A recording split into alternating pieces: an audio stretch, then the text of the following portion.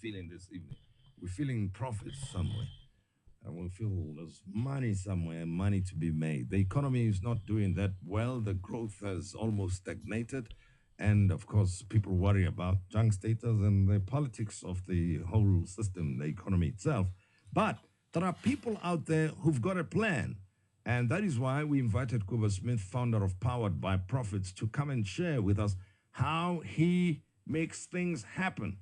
Now, I'm told that he has turned companies around from near bankruptcy to over 400% growth in just over a year. And I wonder whether they're talking about pyramid schemes or they talk about real companies here. So, Kobus, I'm happy you are here in the studio to defend yourself. Imagine if you're not here and I would go around saying that here's a pyramid scheme that was founded by Kobus Smith and he did this much and he did that much. But pleasure to have you with us. No, Tim, thank you very much for the invitation to be here. Yeah. Just to answer the question on the pyramid scheme, I'm not the owner of that company. What I do is I go in and help people to grow their businesses, do the turnarounds. It's not a pyramid scheme. What it is, it's a standard business. Yes. The specific one you're referring to is in the facilities industry. And what happened is it was just the way it's been managed. Yes. Through the many, many years that I've been in the industry, we really find it interesting of how many people, actually CEOs of businesses, don't really understand the basic economics of a business. They think the fact that they're now in the seat, everything will just fall in place, and they start taking the eye off the ball. They're losing the focus. So I will go in, help them to turn the businesses around. I'm looking through contracts. A lot of the time, the businesses are in the dire need of a fresh eye because they're stagnant, they're not innovating. And innovation is the main thing these days in businesses. If you really want to grow your profits or grow your revenue as such, you have to innovate. You have to be ahead of your competition. And that's what we do.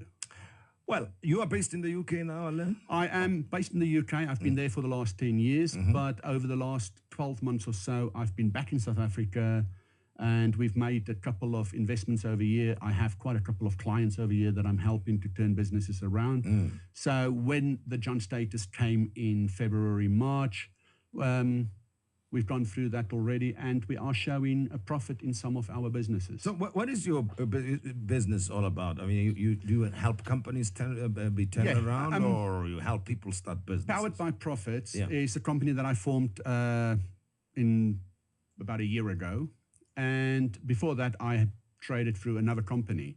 But Powered by Profits, the main aim is to coach people in entrepreneurship, to help people to grow their profits in businesses, to help people to start up businesses, because a lot of people don't know where to start. They have this great idea, but they don't know what to do with it. And just to go and start a business is not that easy. You have to have the fundamentals of the basics of running, managing a business. You have to have that. And that's what we help people with. We take them. We're currently busy with a new facility here in Port Elizabeth, where we're actually going to set up a biokinetic center. And going through the whole process, it's from setting up, arranging the banking facilities and everything for the client, straight through to helping them to actually manage the business when everything has been done and ensure they make profits. But here's the thing, with entrepreneurs, and especially those who have succeeded, you, with respect, believe that everybody can become a successful entrepreneur. But I suspect it takes a particular personality and character to be able to succeed. I think a lot of people, I think what you need to realize is the difference between a business owner and an entrepreneur. And a business owner, if you get a business that's already in the market and you do what everybody else does, that's not being an entrepreneur. Being an entrepreneur is actually going and start something new, disrupt the market, change what's currently out there. That's entrepreneurship.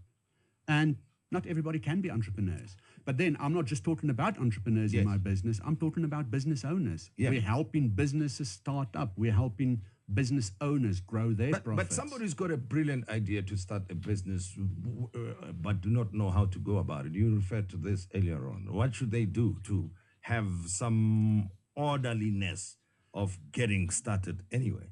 Before you start, you have to be prepared. And I think a lot of people go wrong there because what they do is they have an idea and they go to market with the idea and it fails. 50% of all businesses fail within the first 12 months. So what we do is we actually help them, we coach them through the whole process of starting up. This is the idea, right? Now we go and do market segment analysis. See your local market. Is there a need for this product? If there is, then we spread that market till we find the niche market where they need to facilitate it in. At that point only do we go and say, right, now let's go to market with the product. We also go through very, very tense product when we have products as such and not services, is we go through very tense quality products, is going through, have a look at the quality and making sure that whatever we put out there is something that we believe in. We don't just take any business on the face of it, is we personally do an analysis of every business that we help, because I have a motto in the business, and our motto is, if you don't profit, you don't pay.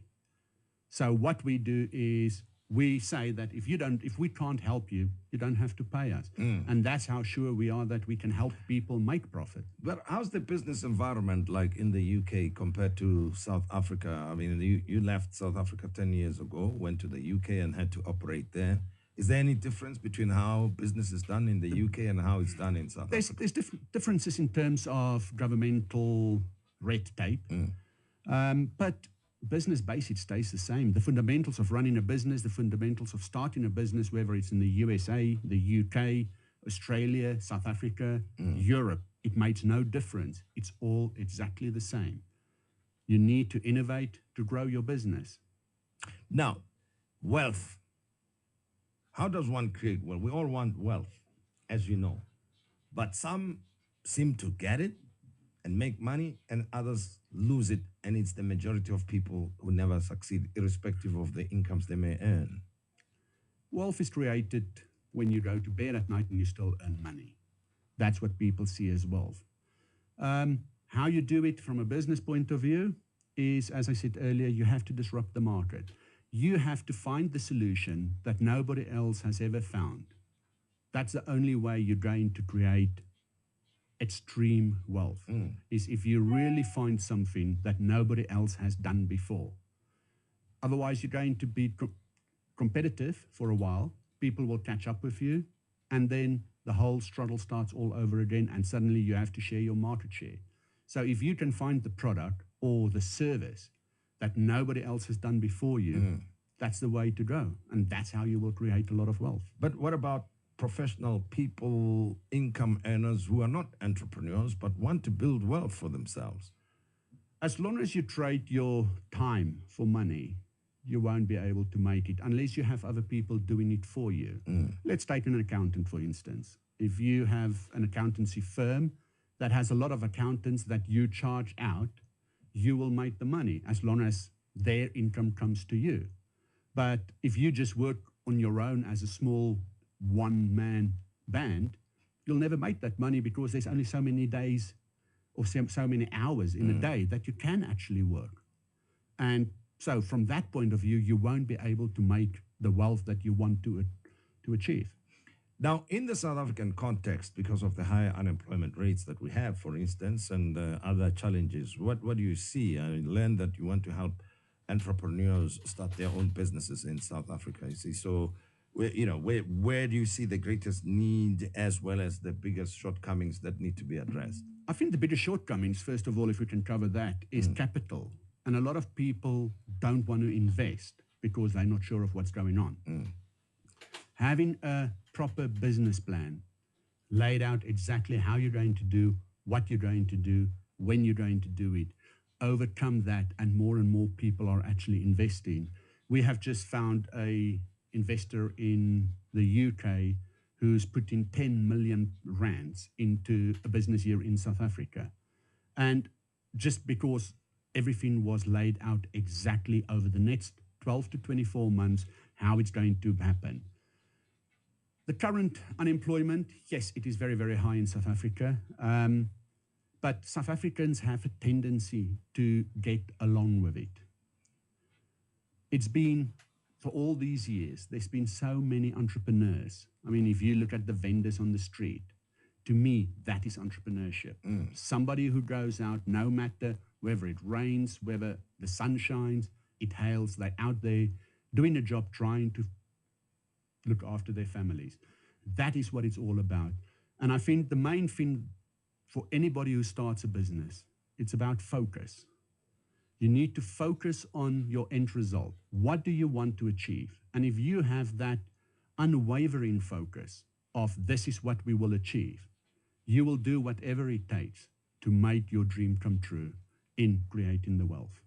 Now, you mentioned the people who sell in the streets and so on, but one could call it just subsistent business, and it never really grows for them, right? Most of those people have been doing that for a while. And the one thing they need is to grow beyond where they are. What else can they do? Just as a word of advice to such a person. Well, as I said earlier, I think the best way for them to do is to expand. And how do you expand?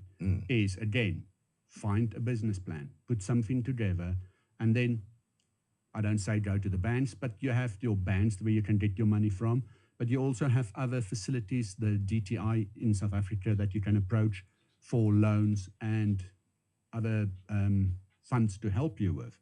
There's a lot of funds available that people are not aware of. And I think that is the main thing, especially now with the BBBEE. If you have that rating, you can go for tenders. Instead of just go and try and sell in the street, it is try and sell your product specifically to companies. Try and sell it to government SEOs. It is a starting point. So looking at, South Africa now with the BBBEE and other things, what is your prognosis for the future of the country? Do you see opportunities for growth? There will always be opportunities. Any country has the opportunities there. It might be more difficult in some countries, but South Africa is a land of opportunity, and it will always remain that. I think the way it needs to be managed, that is up for discussion. How to do it, I don't know. I'm not in the politics, and I'm not going to say anything about how to do it. But every person here has to find that opportunity, because the opportunities are out there. Now, the thing is, if you sit in your house and wait for opportunity to knock on your door, you're going to sit a long, long time, because you need to be out there looking for the opportunity. Don't sit and wait, sit back on your laurels and wait for it to come to you. It will never happen. You have to go out and create your own opportunities. As we conclude, what are the top 4 or 5 tips that you'd give anybody who aspires to be a successful entrepreneur? First of all is focus, as I said earlier, is you have to absolutely focus and believe in what you've got. And then secondly is, after focus, is read a lot. I spend a lot of my time reading about Warren Buffett, Bill Gates, Elon Musk, Sir Richard Branson. Everybody, read what they do, because that gives me an idea what I need to do. I will do whatever it takes. If my competitor gets up, like Dwayne "The Rock" Johnson states, that he achieves greatness, because if he knows that his competitors gets up at 5 in the morning, he will get up at 4. And that's what you need to do. You need to be willing to work harder than your competitor. And the main thing is, you have to believe in your product. If you can't believe in your product, and if you can't sell that product even to yourself, how are you ever going to sell it to anybody else? Yes. And whether you believe you're a salesman or not, everybody in life is a salesman. And you negotiate with yourself from the moment you get up in the morning till the night, at night when you go to bed. So hone your negotiation skills. Try and create situations where you can hone your skills that make you a better negotiator, because that is what will create the opportunities for you. Well, thanks very much, Kobus Smith, for talking to us. And of course, you were mentioning that you will be running a workshop in Pretoria sometime. Yes, on the 27th of October, I'm speaking as a guest speaker at the Entrepreneurs Youth Day in Tshwane. And it's been sponsored by a local newspaper in Tshwane. So yeah, I'm staying actually in South Africa. I've been here for the last 2 weeks, and I'll be here till the 8th of November before I go back. All right. Well, thanks, and welcome back home. Thank you very much. So, Kobus Smith, founder of Powered by Profits, based in the UK, currently in South Africa, will be running a workshop and giving a presentation at the Youth Entrepreneurship Day, 27th of October, if I recall. Yeah, that's it. Thanks very much. Send you the details. Thank you. Well, and thanks to all our other guests on the show, Lindo. Thank you very much. And